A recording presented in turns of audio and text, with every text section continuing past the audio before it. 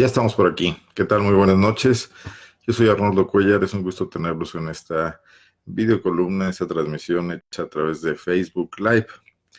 Antes de empezar y antes de que se unan algunos de nuestros habituales seguidores y también pues, de la gente que se incorpore, déjenme comentarles que hoy, 25 de junio, se cumplen exactamente 3 meses del arranque del Laboratorio de Periodismo y Opinión Pública, PopLab, esta página que muchos de ustedes han venido siguiendo y que ha venido trayéndoles reportajes de investigación sin saturación, información trabajada con cuidado, es lo que intentamos y estamos atentos también a sus críticas y señalamientos para no meternos en el mare magnum de la avalancha informativa que nos abruma todos los días, nos deja con un mal sabor de boca y nos explica muy pocas cosas. Desde luego, cada quien hace su trabajo, todos los medios son necesarios, nosotros mismos nos retroalimentamos en muchos de los reportajes de nuestros compañeros, pero queremos ir un poco más allá y sobre todo mantener un serio compromiso con temas como la promoción de los derechos humanos, la defensa de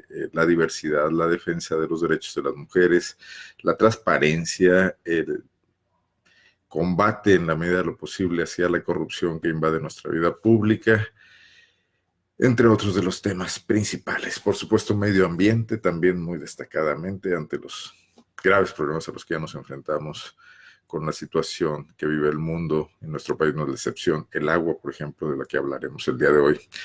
Déjenme decirles que tenemos 3 temas principales, más los que ustedes nos planteen, también estaremos atentos.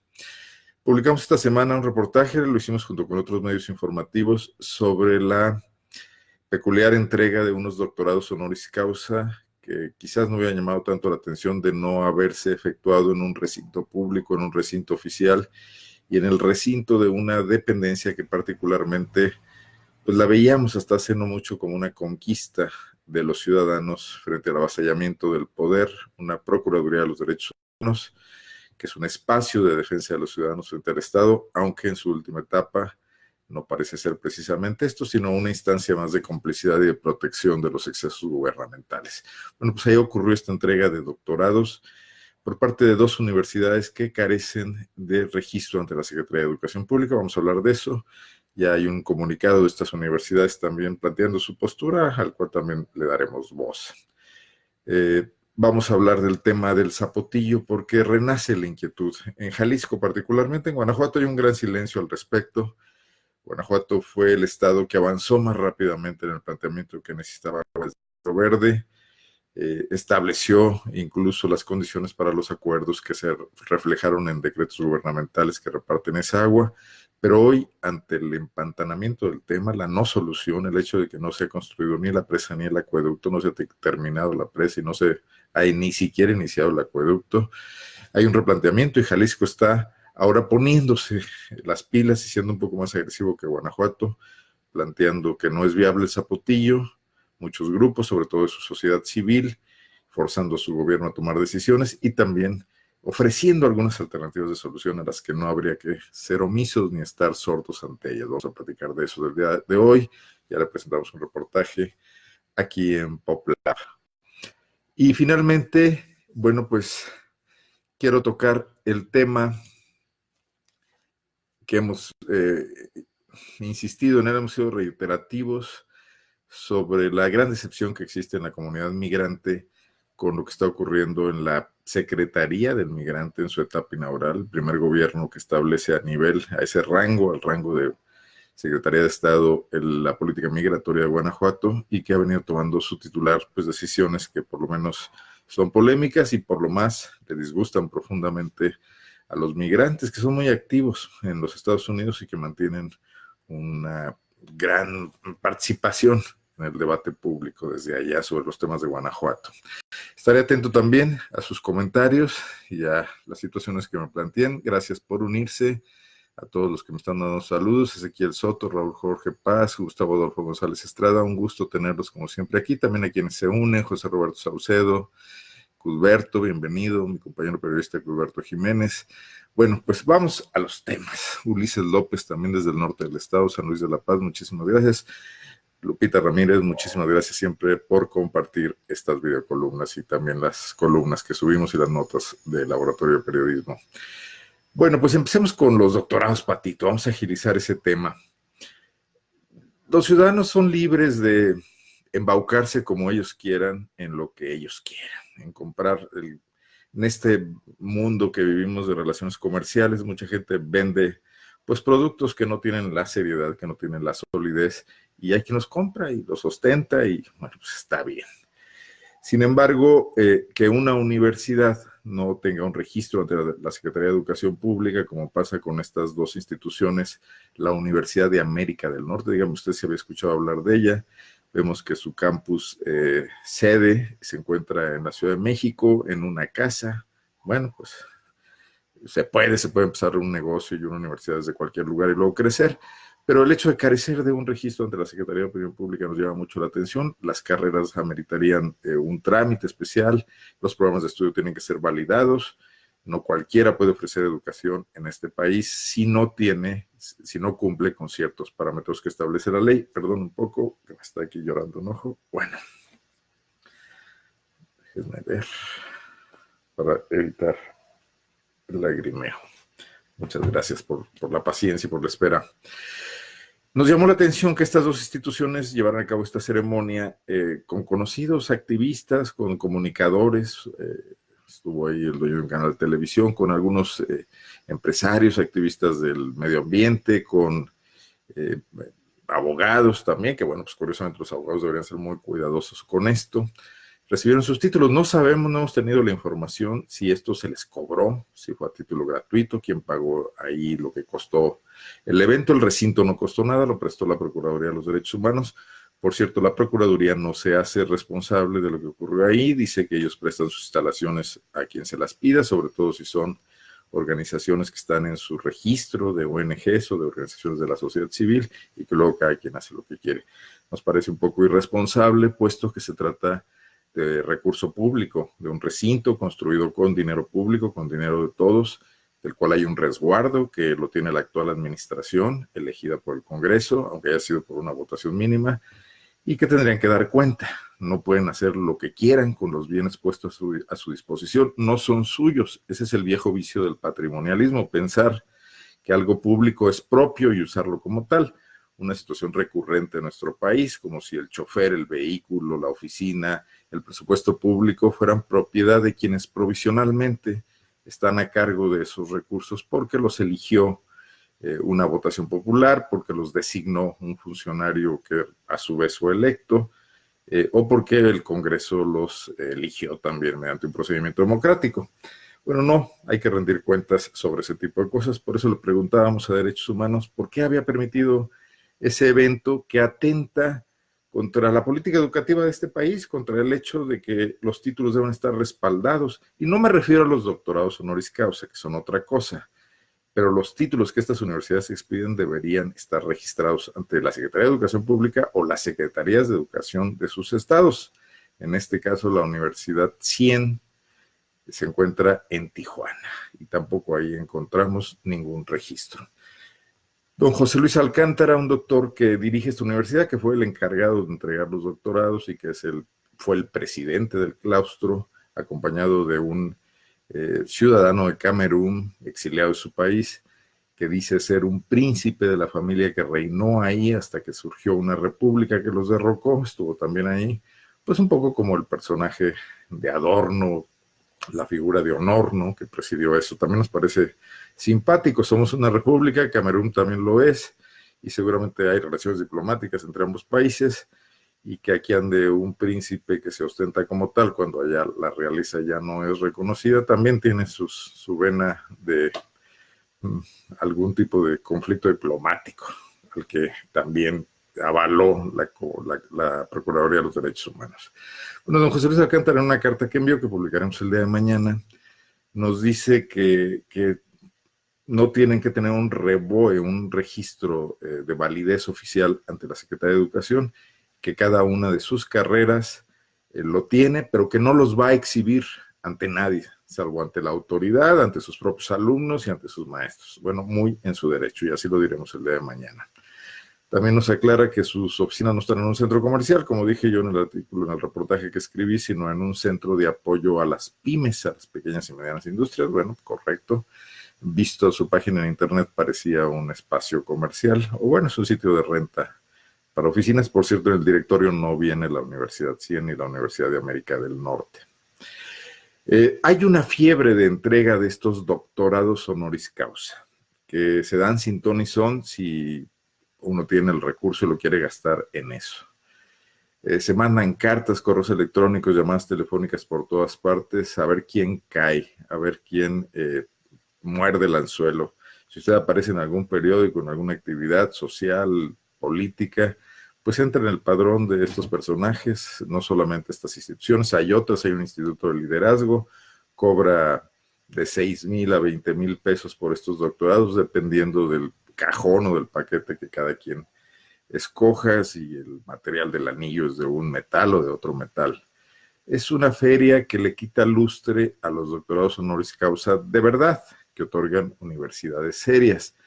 Yo recuerdo que hubo una gran polémica hace algunos años cuando algunos personajes de la Universidad de Guanajuato trataron de entregarle un doctorado honoris causa a Juan Carlos Romero Hicks en la Universidad de Guanajuato. La polémica en ese momento era que Juan Carlos había sido rector de su universidad, era maestro, había sido catedrático de su universidad, había surgido de ello, y era un poco endogámico, como se dice en el mundo académico, que su propia universidad le entregaron doctorado honoris causa, donde había sido rector, donde él mismo había influido para poner a varios rectores. Hubo polémica al respecto, no se entregó finalmente ese doctorado, yo creo que sabiamente, yo creo que no le agregaba nada a Romero Hicks en su historia, en su currículum, un doctorado honoris causa de la propia universidad que él dirigió, de la que consiguió la autonomía y de la que le metió mano a su vida interna y se la sigue metiendo hasta la fecha. Saludos a Fernando Araiza, saludos a Juan Centeno, a Pedro Montiel, Perico, mucho gusto tenerte por aquí, muchísimas gracias. Bueno, ahí está el asunto, está para la polémica, no se comete ninguna ilegalidad, si acaso es un poco ridículo el asunto, pero cada quien hace lo que quiere con su dinero. Lo que sí pasa es que hay instituciones públicas que deberían estar regulando ciertos aspectos de nuestra vida pública. Por ejemplo, estas universidades patito, que también puede resultar que estén engañando personas, engañando gente, engañando jóvenes, ofreciendo estudios sin el suficiente rigor para entregar títulos sin ton ni son, algo que este país padece muchísimo.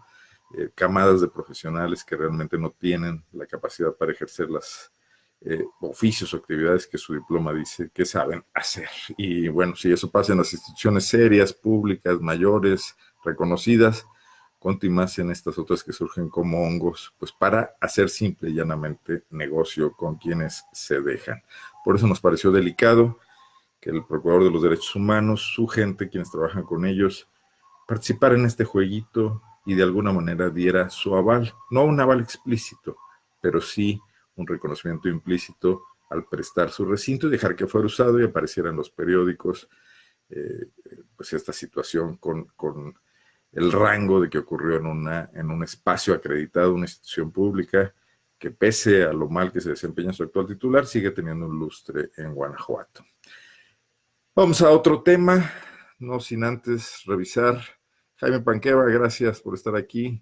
También don Alfonso Saldívar. No me han planteado ningún tema, ¿verdad? Hasta ahorita a abordar. Bueno, pues muchísimas gracias de todas maneras por acompañarnos. ¿Qué está pasando en el Zapotillo? Ayer se publicó una carta en el periódico El Occidental de un personaje que no es ajeno a Guanajuato, don Manuel Villagómez Rodríguez, por cierto, originario de Yuriria, Guanajuato, aunque ha hecho su carrera empresarial y política, porque también ha intervenido en algunos aspectos de la vida pública en Jalisco, en Guadalajara, y ha estado muy cerca de todos los temas vinculados a la cuenca Lerma-Chapala-Pacífico, como se le conoce ahora, esta cuenca del río Lerma-Santiago.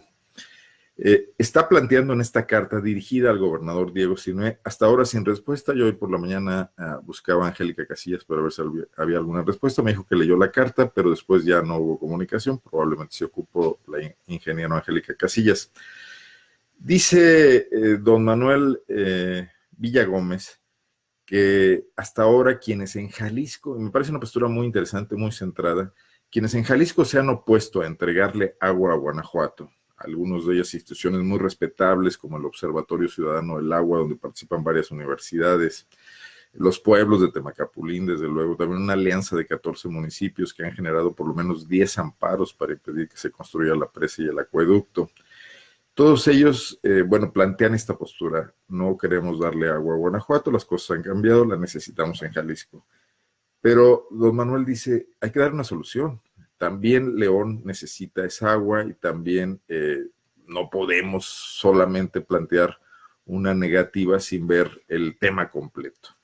Y entonces propone que el agua, que históricamente está asignada y además por decretos presidenciales de la presa de Solís, del río Lerma, a Jalisco, que son 240 millones de metros cúbicos cada año y que ha generado conflictos en el pasado. Los productores agrícolas se han opuesto en ocasiones con manifestaciones y hasta con tomas de la cortina de la presa, que esta agua se suelte y se vaya. Esto ya quedó superado, ocurrió a fines del siglo pasado. Bueno, que esa agua, Jalisco renuncie de alguna manera a la mitad de ese derecho, a 120 millones de metros cúbicos, que es justamente la cantidad de la que iba a disponer León en la presa del Zapotillo. Y que desde Solís, a través de los conductos que ya existen, la laguna de Yuriria, incluso pues el mismo río Lerma que llega hasta Irapuato, hasta Salamanca y Valle de Santiago, pero a través del canal Coria entra en Irapuato también, pudiera ser trasladada, potabilizada y trasladada a León. En esto no hay nada escrito, son soluciones, es una aportación de ideas que puede muy bien ser considerada, sobre todo como se han puesto de complicadas las cosas. Don Manuel señala que lo que fracasó con este quiebre de Abengoa, la empresa española que iba a construir el acueducto que traería el agua del Zapotillo a León, lo que fracasó fue el modelo privatizador del agua que empujaron sobre todo Vicente Fox, Felipe Calderón y Enrique Peña Nieto. Que hay que pensar en otro modelo, que eso ya no está funcionando. Abengoa iba a hacer este acueducto con grandes subsidios, con apoyos del gobierno federal a través del Fondo Nacional de Infraestructura, pero iba a hacer negocio trayendo el agua a León, iba a venderle el agua a Zapal iba a tener que comprar esa agua a su vez para venderla a sus clientes. Abengoa pagaba así la construcción del acueducto y hacía un gran negocio porque recibió subsidios, no todo era su costo. Hay que cambiar esto, hay que pensar en otras soluciones. Llama a un diálogo y le propone a Diego Sinue, le dice que está abierto a cualquier idea, y también al gobernador Alfaro de Jalisco. Además, se habla mucho de un oficio y también de una postura ya del gobierno de López Obrador. Yo no tengo en mis manos este oficio, pero le creo a don Manuel Villagómez, donde se establece que si Guanajuato y Jalisco logran un acuerdo, la federación lo respetará, que tienen que sentarse a dialogar entre ellos. Y ahora pues hay una mesa donde los gobernadores del centro del país se han reunido. Es iniciativa de Diego Sinue, así se ha vendido un poco aquí en Guanajuato. De cualquier manera es una buena idea, independientemente de quién sea el origen, de dónde sea el origen. Pues podría aprovecharse para platicar el tema, porque el Río Verde viene de Zacatecas, pasa por Aguascalientes, también en Aguascalientes se está pensando en utilizar esa agua. La República es un entramado, sus recursos, en este caso hídricos y los geográficos también, no pueden estar supeditados a las divisiones políticas. Sería muy bueno que este nuevo ánimo de diálogo, de no cerrazón, de no atrincherarse cada quien en sus posturas, fuese aprovechado con audacia, como en su momento ocurrió con el impulso a la presa del Zapotillo en la época de Juan Carlos Romero Hicks y de Juan Manuel Oliva. Hoy con el gobernador Diego Sinue pudiera darse lugar a una salida, porque el futuro nos está alcanzando, el tiempo está corriendo. León cuenta ya con un agua muy limitada, hay un déficit serio. Cuando no llueve empiezan, incluso cuando llueve, los cortes en muchas colonias. Hace falta agua para el crecimiento de la industria. Hace falta también, como lo he dicho otras veces, que aprendamos a reusar el agua que ya tenemos, que curtidores, constructores, etcétera, las industrias que utilizan agua, la reutilicen varias veces, con honestidad paguen lo que cuesta esa agua, no compren agua pirata. Digo, habría que apretar tuercas. Zapal también tendría que meterse en serio a eso, con estas administraciones empresariales que excluyen mucho los intereses ciudadanos y que luego nada más están pensando en el negocio, como ya se vio con Pedro González y ya también con Jorge Ramírez, que creo que aprendió la lección y tendrá que ser más cuidadoso en el futuro con la administración de los recursos de la paraestatal más importante, paramunicipal más importante de Guanajuato, y con un presupuesto superior al de todos los municipios de Guanajuato, salvo León. Bueno, pues ahí está el tema, y es algo a lo que hay que entrarle, y se está hablando muy poco de esto. En León se está hablando más de ello, en Jalisco. Saludos a don Ricardo Díaz Contreras, me dice que muy de acuerdo con los comentarios, gracias, y cuando haya discrepancias también bienvenidas. Marco Villafaña en Guanajuato, también saludos. Brenda Zavala, gracias por su comentario, Brenda, muy gentil, y también Denise Morbe. Bueno, voy a mi tercer tema, vamos bien de tiempos. La Secretaría del Migrante. Miren, me he centrado mucho, nos hemos centrado mucho en nuestras investigaciones, y la explicación es clara. Hay un público ansioso de estos temas, luego muchos medios de comunicación no lo atienden. La comunidad migrante de Guanajuato está súper atenta a lo que pasa aquí. Y cómo no, si después de insistir por años en que se crearan organismos, que se elevara el nivel de la pequeña oficina de atención al migrante que se abrió desde la época de Vicente Fox, creo que incluso desde Carlos Medina, y que esta fue creciendo, el Instituto del Migrante, que también fue una decepción en su momento, ahí con Luis el Güero Vargas, que nomás no entendía de qué se trataba el tema, había sido migrante allá en su juventud, pero ya no se había actualizado sobre la temática. Y ahora la Secretaría del Migrante, donde el gozo se fue al pozo rápidamente, porque, bueno, se parece que se le va a dar atención a la política migratoria de Guanajuato, que es en dos vertientes. Es atender las relaciones y la agenda de los paisanos allá, que están organizados en clubes, en asociaciones, muy bien organizados, por cierto. No todos, pero muchos de ellos son activos y necesitan más impulso para seguirlo haciendo, más ahora que participan también en la política norteamericana y donde México necesita influir un poco en lo que pasa allá. Tampoco es malo, siempre ha sido al revés, los Estados Unidos influyen acá y lo malo es que lo hacen a través de nuestros más altos niveles políticos. Pero el otro tema creciente es la atención a la migración que surge desde Centroamérica, que pasa por México, que hoy nos ha generado un grave conflicto internacional y también nacional, y donde también tenemos que estar pendientes. También los estados, como gobernantes y responsables de un territorio, tienen que estar atentos a lo que viene pasando. Los centroamericanos están aquí, los propios mexicanos del sur de la frontera utilizan el territorio guanajuatense como tránsito, las vías del tren, las carreteras, piden aventón, piden recursos. Debemos cuidar que no surja una ola de xenofobia.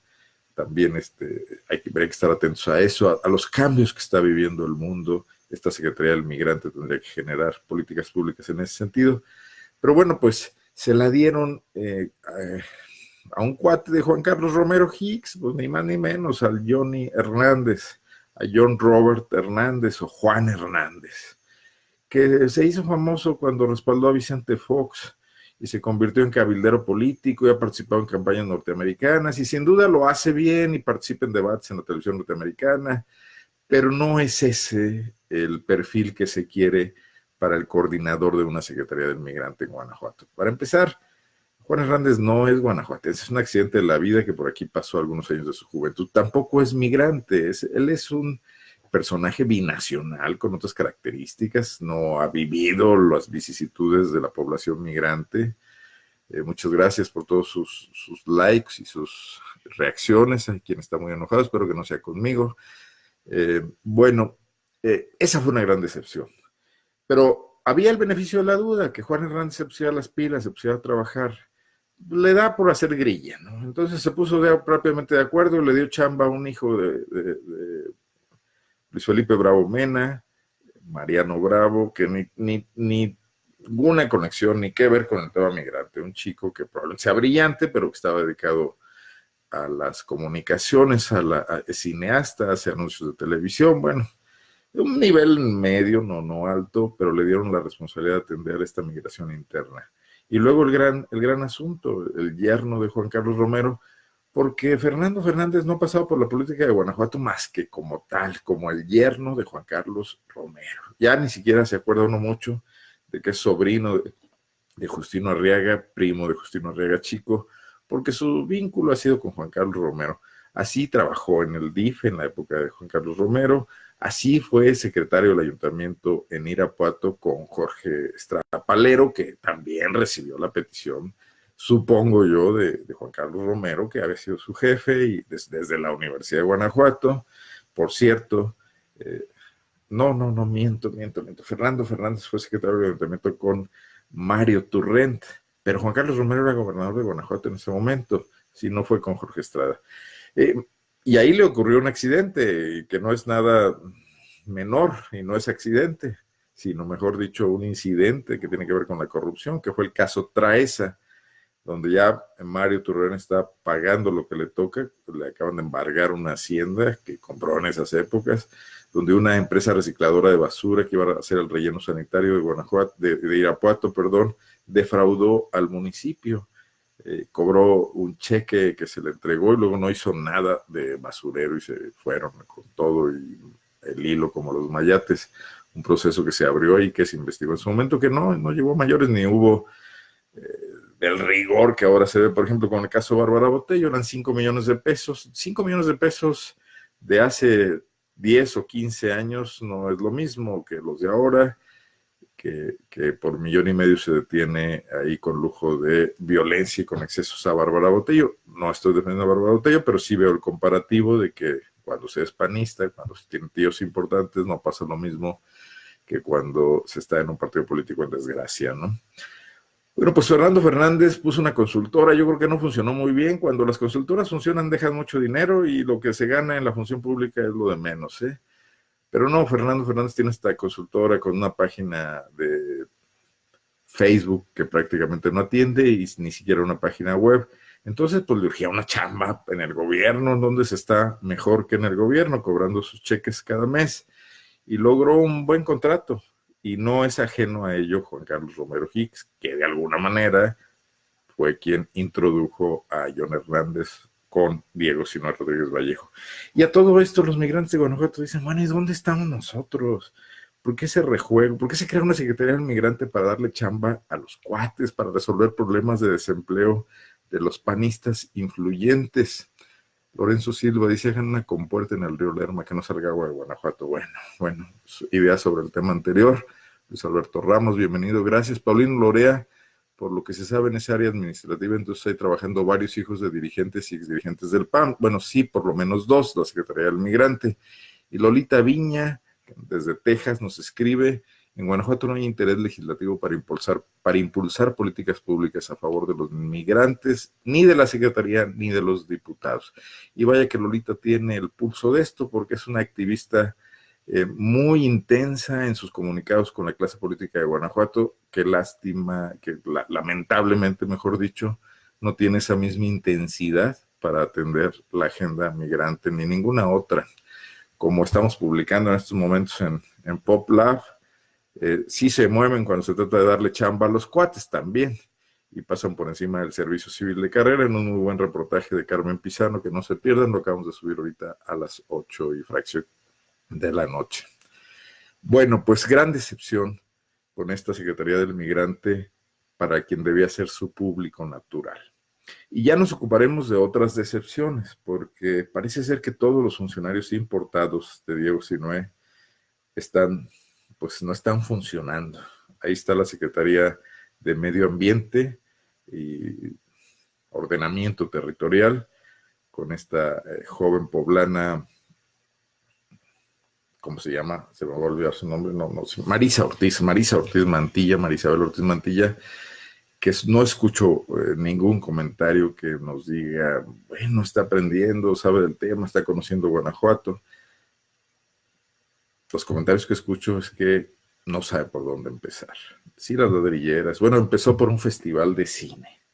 Bueno, menos mal, creo que eso le correspondería al Instituto Estatal de la Cultura, pero a lo mejor es una política transversal.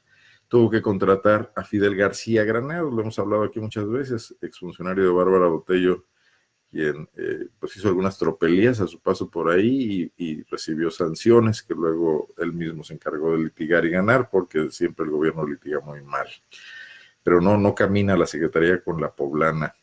Y bueno, pues qué decir de la Secretaría de Infraestructura y Movilidad, lo que era antes la Secretaría de Obra Pública, con Tarcisio Rodríguez. Estuve con constructores esta semana y me dicen, pues el cuate va a todas las comidas que lo invitamos, quiere decir que o le caemos muy bien o no tiene nada que hacer. Pero de obra nada, no está caminando, no está viendo concursos, no es pretexto que la federación no apoye, el Estado también tiene sus recursos, no hay obras emblemáticas que se hayan trazado, no hay planeación, la Secretaría está desaparecida. El pegoste que se le puso ahí del Instituto de Movilidad, que tiene que ver con los permisos a los taxis, con las rutas, parece que no tiene nada que hacer ahí. Había funcionado bien en la Secretaría de Gobierno y con cierta autonomía después, aunque tiene encima el conflicto de los taxis tradicionales y de los que se manejan con aplicación ahora, que tampoco se ha resuelto.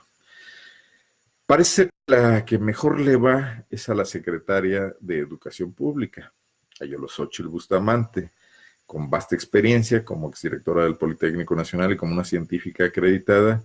Por lo menos ya empezó a hacer cambios, ya se desprendió de los secretarios que tenía ahí, que le había heredado Eusebio Vega, ascendió a algunos cuadros. Mauricio Mocarcel, que había hecho un espléndido trabajo en la Universidad Virtual del Estado de Guanajuato, hoy es subsecretario con Yolosóchitl, le deseamos la mejor de las suertes, y por lo menos se ve que ahí están pasando cosas. Se le ve también atenta a temas conflictivos y difíciles de atender, como el acoso de maestros en escuelas primarias y secundarias a jovencitas, con rapidez, no ha abatido el tema.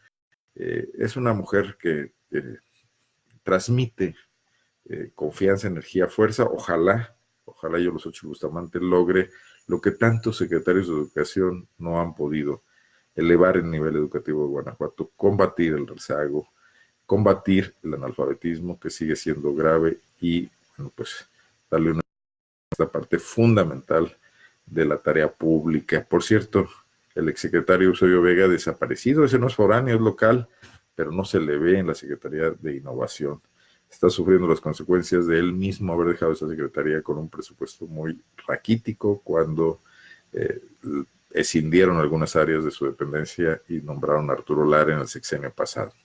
Bueno, pues voy a ver qué me dicen ustedes, qué opinión le merece el circo mediático de City Center en redes sociales. Me dice Martín Macías, vaya tema. Bueno, sí merece que lo atendamos. City Center, o el grupo Impulsa, mejor dicho, que son los socios locales, estos dueños de bares y cantinas y cafés, Omar Quesada y Oscar Weber, decidieron gastar su dinero en redes sociales, en algunos activistas de redes, para que digan que todo está muy bien en City Center, que los ambientalistas no saben de qué hablan, que les pagan los Arena de Plaza Mayor, y han estado haciendo una campaña de desprestigio. ¿Qué me dice a mí esto? Pues me dice unas cosas importantes. Me dice que Grupo Impulsa y sus socios de México Retail Properties no tienen ningún interés en venir a León a hacer las cosas bien. Ya establecieron complicidades, porque no se les puede llamar de otra manera, con el gobierno de Héctor López Santillana, para que les dieran facilidades para incumplir ordenamientos ecológicos que deberían haber sido claves y para poner en riesgo el cárcamo. Bueno, primer asunto, no les interesa hacer algo amigable con el ambiente, respetuoso con la ciudad, proactivo, moderno, comprometido con la lucha contra el cambio climático, ¿no? Les interesa un centro comercial, que vaya la gente y compre, y llenar de cemento eso, y hacer negocio, y meter a la bolsa de valores los espacios en renta. Ahora contratan a tuiteros y a facebookeros para que estén atacando a quienes legítimamente están preocupados, indignados o irritados por el establecimiento de un nuevo centro comercial en León, que amenaza a una zona verde de las muy escasas que tiene esta ciudad. Bueno, pues eso también muestra que no quieren hacer bien las cosas. Les gusta la simulación, les gusta la trácala, les gusta venir y abusar. No nos espantemos cuando después en City Center veamos que nada de lo que prometieron se cumplió, que es un centrito comercial más, como tantos, que a lo mejor ni siquiera son las tiendas que dicen que va a haber, ni los restaurantes que va a haber.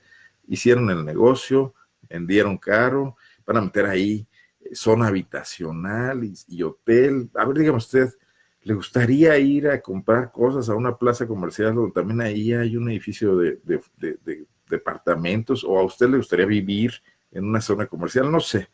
Me hace muy confuso el concepto, me hace muy problemático que el ayuntamiento no haya hecho respetar ordenamientos rigurosos y haya dejado que las cosas pasaran.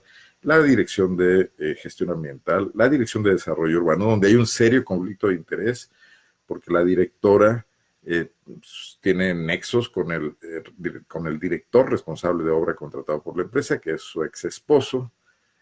También pues, esas son cosas que hacen pensar. Y bueno, pues diría yo que hasta el Intran tendría algo que decir, porque el nudo vial que se va a conformar ahí en la confluencia de López Mateos, la parte más estrecha de López Mateos, al llegar al Boulevard Morelos, también va a ser un conflicto. Esa zona ya es de por sí problemática, ya ir a Los Cárcamos de pronto un domingo, un sábado, no hay estacionamiento, está saturado. Eso también permite que no se pueda usar el parque. Va ahora a haber un estacionamiento subterráneo en la plaza comercial, seguramente van a cobrar, y es el mismo estacionamiento que está representando el riesgo de que se suspendan los flujos, esos flujos que niegan que existan. Otra cuestión pues tramposa, otra malandrinada, digamos, de los inversores, negar que existan flujos entre la presa del Palote y el Cárcamo para que no intervenga organismos como la Comisión Nacional del Agua o la Semarnat. Todo ahí suena y huele mal. Entonces no se espanten cuando, una vez que con todas las complicidades oficiales, con esta compra de medios de comunicación alternativos y de redes sociales, logren su cometido y veamos ahí una zona que, en lugar de contribuir a elevar a esta ciudad, como dicen sus cartelones, contribuya más a su deterioro y sobre todo a su deterioro ambiental. Eso es lo que yo pienso. Ese Marta Esquivel, qué lástima, eso no es lo que merece y necesita la comunidad guanajuatense en el exterior. Me imagino que la doctora Marta Esquivel, sí, claro, se refiere a lo que hablábamos hace un momento, de lo que está pasando en la Secretaría del Migrante. Juan Centeno dice que se puede poner una fotografía de él. Me imagino, Juan, que te refieres a Fernando Fernández, porque hay una fotografía de él ya en el reportaje que publicamos desde anoche, el yerno de Juan Carlos Romero Hicks. José Jesús Urbina manda saludos. Arturo Hernández Prado, acaban de crear un centro estatal de costos para obra pública, otra fuente de empleo para los panistas. No sabía de eso, le pondré atención. Bueno, pues muchísimas gracias por todos sus comentarios, por haberse unido. Raúl Ricardo Díaz, saludos. Arnoldo, muy de acuerdo con tus comentarios. Muchísimas gracias a don Ricardo. Vamos a dejarlo aquí el día de hoy. Yo les agradezco muchísimo su paciencia, haber estado con nosotros. No se pierdan la nota que tenemos. Hoy publicamos varias notas. Publicamos lo del Zapotillo, esta carta de don Manuel Villagómez a Diego Sinoe con algo de contexto, y también estamos publicando lo que está pasando en el Congreso con el Servicio Civil de Carrera Inexistente, donde los diputados, los que hacen la ley, como dice el dicho, hacen la trampa, y también le dan chamba a sus cuates, parientes y militantes de su partido político, tienen la mayoría en el Congreso, pasándose por alto lo que nunca se ha podido echar a andar en Guanajuato y respetar un servicio civil de carrera que funcione con seriedad. Bueno, nos vemos dentro de 8 días, si les parece bien. Muchísimas gracias, buenas noches, pásenla bien. No se pierdan la información que publicamos en el Laboratorio de Periodismo y Opinión Pública. Soy Arnoldo Cuellar y gracias.